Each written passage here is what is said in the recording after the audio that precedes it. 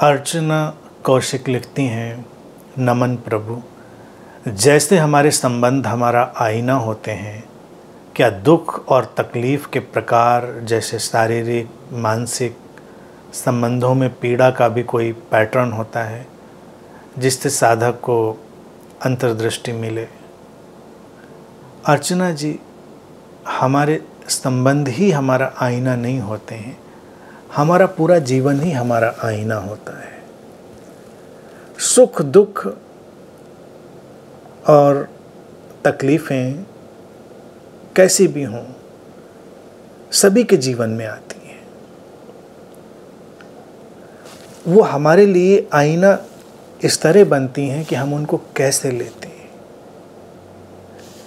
किसी के जीवन की कोई घटना उसको कितना विचलित करती है या कितना शांत रखती है, ये उसका आईना है। जैसे संबंध हमको ये दिखा देते हैं कि हम क्या हैं, तो आया हुआ सुख दुख पीड़ा प्रसन्नता का कोई ढंग, प्लेजर पेन, वो भी हमको दिखाता हमने उसको कैसे लिया। तिल का ताड़ बना दें तो ये एक सामान्य लोगों का ढंग है। हम अगर समझ से धीरे धीरे भर रहे हैं तो हम ताड़ का भी तिल बना सकते हैं। दुख आया जीवन में, हमने देखा उसको, उसका सामना किया, जो हमसे हो सकता था हमने किया, अपनी प्रतिभा क्षमता अपने सारे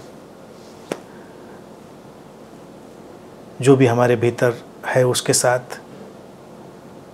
तो उसको हम कैसे उसको डील करेंगे, इस पर ही पता चलेगा कि हमारे भीतर वो जो आध्यात्मिकता है या कहें कि जो जागृति है वो किस ढंग से काम कर रही है। संबंधों में पीड़ा की बात जो लिखी है, संबंधों में पीड़ा एक अलग विषय है।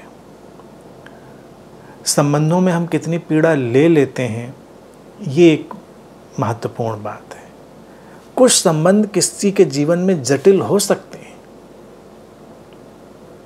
संबंध कॉम्प्लिकेटेड हो सकते हैं, लेकिन हम उनको हैंडल कैसे करते हैं, उनको हम कैसे निभाते हैं, यही तो हमारे आंतरिक विकास की सारी व्यवस्था है। और संबंध अपने किसी बुनावट के कारण, अपनी किसी वीविंग के कारण हमको उतना पीड़ित नहीं करते हैं, वो हमारी अपनी व्याख्याओं के कारण ही हमको ज़्यादा पीड़ित करते हैं, हमारे इंटरप्रिटेशंस के कारण।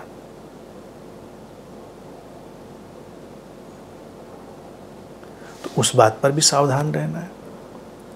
अगर हम संबंधों में भी घटते हुए बिखराव और पीड़ा के प्रति बहुत अपनी व्याख्या नहीं करते, हम उसको सहजता से देखते हैं, जो हुआ सो हुआ, होना होगा इस क्षण ऐसा ही, ऐसी ही प्रतिक्रिया आनी होगी, ऐसा ही इसमें घटनाक्रम होगा, पूरा अस्तित्व इस क्षण ऐसा ही चाहता होगा, हमने ऐसे देखा, तो हमको सरल बनाएगा, थोड़ा स्वीकार से भरेगा। शरीर की भी जो पीड़ाएं हैं, मन पर भी आने वाले जो आघात हैं, वो सब भी ऐसे ही हैं, आए हैं चले जाएंगे। इसमें इतना विचलित होने की, व्यथित होने की कोई आवश्यकता नहीं, क्योंकि आध्यात्मिकता ये नहीं है कि ऐसा कुछ होगा ही नहीं, हो सकता है, बहुत कुछ हो सकता है। ये सब पदार्थगत जीवन है, और संबंध हो या मन हो या कुछ भी हो, वो अलग अलग व्यवस्थाओं का जोड़ है, तो उसमें बहुत कुछ हो सकता है। बस हम उसको कैसे देखेंगे। अचानक कोई व्यक्ति स्वस्थ जीवन जीता चला जा रहा था और बीमार पड़ा, उसको पता चला कि ये बीमारी है। अब उसको वो कैसे लेगा, उसके प्रति क्या व्यवहार करेगा, ये उसके आध्यात्मिक परिपक्वता का आईना होगा। अगर वो एकदम से शॉक्ड रह जाता है और सब अस्तित्व को, ईश्वर को, सबको कोसने बैठ जाता है, तो वो एक अपरिपक्व मन है।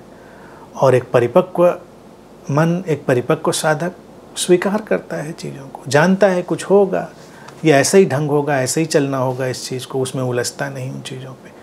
तो ये हर चीज़ अपने ढंग से एक दर्पण है, आईना है, और वो बस ऐसे दर्पण नहीं कि हमको ये दिखाएगा कि हमको हमारे दांत में दर्द हो गया तो दांत के दर्द से हमने क्या सीखा। ऐसे भी कई सारी लोगों की बातें चलती हैं, वो नहीं, हमारे दांत में दर्द था लेकिन हमने उसको कैसे डील किया, सीखा भी का कुछ नहीं। दर्द तो दर्द था, दर्द की दवा चाहिए थी, डॉक्टर के पास जाने तक हमने कैसे उसको मैनेज किया, हैंडल किया, और बेवजह इरिटेट नहीं हुए, घर में उपद्रव नहीं किया हमने। यही सब परिपक्वता रहेगी, या कोई और भी चीज़। संबंधों का मिलना, बिछड़ना, बिखराव, उसको हम कितने गरिमापूर्ण ढंग से लेते हैं। कोई आया हमारे जीवन में, हमने स्वागत किया, कोई गया हमारे जीवन से, हमने उतनी ही गरिमा से उसको नमस्कार किया।